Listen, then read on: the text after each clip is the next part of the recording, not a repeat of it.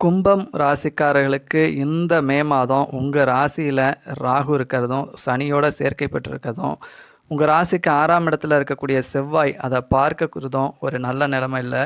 So எதுலேயுமே ஒரு stress, ஒரு குழப்பம், ஒரு முடிவெடுக்க முடியாத ஒரு ப்ரெஷர் அப்படின்றது இருக்கும். ஸோ அந்த ப்ரெஷர் அப்படின்றது உங்கள் ஃபேமிலி ரீதியாகவும் இருக்கலாம், இல்லை உங்கள் வேலையில் ஏற்பட்ட ஒரு ப்ரெஷராகவும் இருக்கலாம், ஒரு நிர்வாகம் சார்ந்த முடிவெடுக்கிறதுல ஒரு பிரச்சனையை ஃபேஸ் பண்ணலாம். ஸோ எதுலேயுமே கொஞ்சம் இந்த மாதம் கொஞ்சம் ஒரு ஜாக்கிரதையான எடுங்க.